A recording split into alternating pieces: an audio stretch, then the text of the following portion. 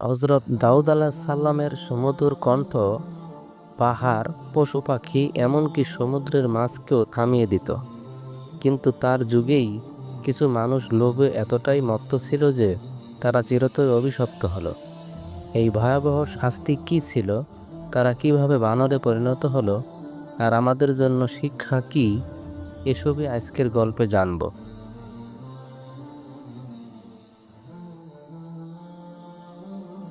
হজরত দাউদ আলাইসাল্লাম ছিলেন আল্লাহর এক মহা প্রতিভাবান নবী ও ন্যায়পরায়ণ বাদশাহ।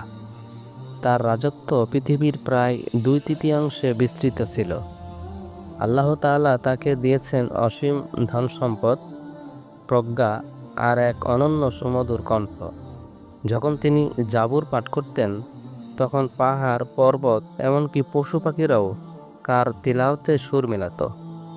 সমুদ্রের মাছ পর্যন্ত তার কণ্ঠ শুনে থেমে যেত। কিন্তু এই দাউদ নবীর যুগেই এক জাতি তাদের লোভে পড়ে এমন এক পাপ করে বসেছিল, যার কারণে তারা চিরতরে অভিশপ্ত জাতি নামে পরিচিত হয়।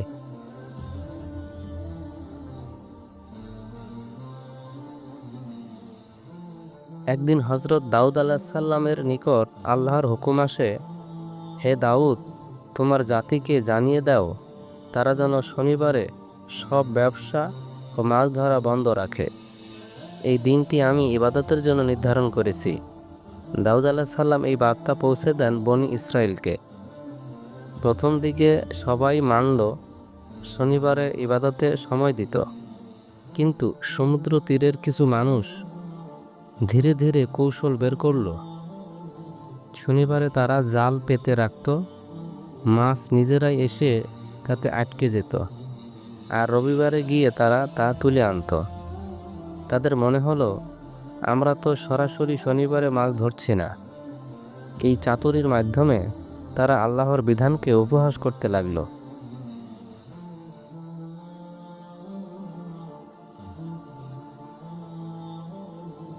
যারা আল্লাহর ভয় রাখত, তারা তাদের অনেকবার সতর্ক করেছিল, ভাই, আল্লাহর আদেশ অমান্য করো না, শাস্তি নেমে আসবে। কিন্তু তারা হাসাহাসি করল, দাউদ নবীর কথাকে উপহাস করল। অবশেষে এক ভয়ানক সকাল, যারা শনিবারে মাছ ধরেছিল তাদের ঘরে গিয়ে দেখা গেল সবাই অদৃশ্য, আর আশেপাশে দেখা গেল একদল বানর, যারা মানুষের মতো কাঁদছে, ভিক্ষা করছে। এরা আর কেউ নয়, এরা সেই লোভী মানুষ যাদের আল্লাহ তাআলা বানরে রূপান্তরিত করেছেন। 3 দিন পরেই তারা সবাই ধ্বংস হয়ে গেল। এভাবে আল্লাহর বিধান অমান্যকারীরা অভিশপ্ত জাতিতে পরিণত হলো।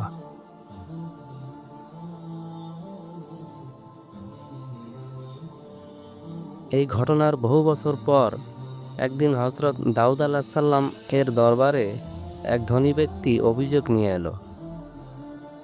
সে বলল, এক বৃদ্ধা আর তার ছেলে আমার প্রিয় গরুটি জবাই করে খেয়ে ফেলেছে। দাউদ আলাহিসাল্লাম বললেন, আগামীকাল এই ঘটনার বিচার করা হবে। কিন্তু সেই রাতে জিবরাইল আলাইহিস সালাম এসে বললেন, হে দাউদ, এই ঘটনায় বিশাল রহস্য আছে।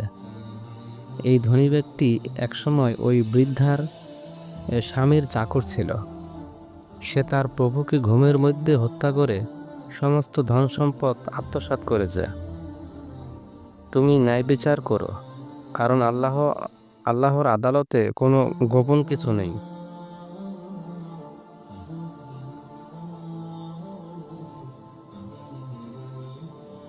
এদিকে বৃদ্ধা ও তার ছেলে বহু বছর জঙ্গলে আল্লাহর ইবাদতে মগ্ন ছিল।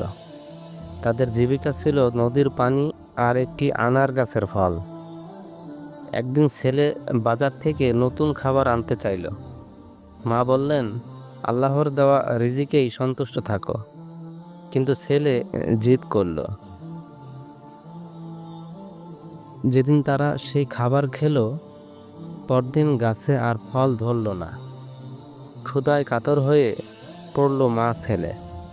ঠিক তখন আল্লাহর হুকুমে এক গরু তাদের সামনে এসে বলল, আমি তোমাদের জন্য হালাল, আল্লাহর নামে আমাকে জবাই করো। তারা গরুটি জবাই করে মাংস খেয়ে বেঁচে গেল।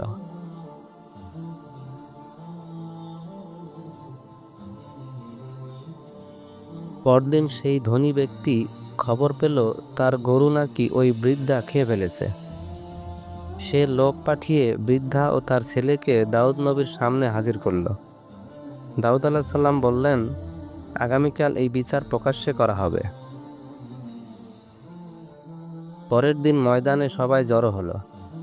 দাউদ আলাইহিস সালাম বললেন, হে ধনী ব্যক্তি, যদি তুমি সত্যবাদী হও তবে প্রমাণ দাও।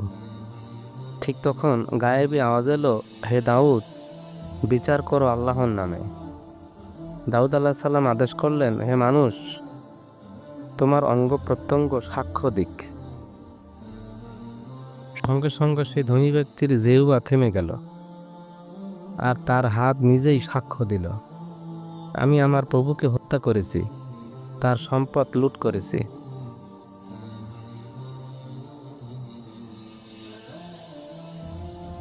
দাউদ আলাইহিস সালাম ঘোষণা দিলেন, এই বৃদ্ধা ও তার ছেলেই প্রকৃত মালিক। ধনী ব্যক্তি হত্যাকারী ও চোর।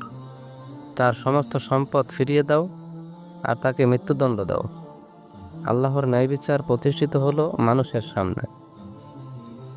তারপর দাউদ আলাইহিস সালাম বললেন, আজ তোমরা একটি কিয়ামতের আলামত দেখলে।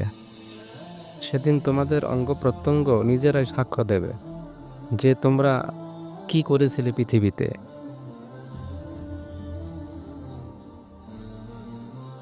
এই ঘটনাটি আমাদের শেখায়, আল্লাহর আদেশ অবজ্ঞা করা কখনো ছোট অপরাধ নয়। তিনি ধৈর্য ধরেন, সুযোগ দেন, কিন্তু যখন গজব আসে তখন তা ভয়ঙ্কর হয়।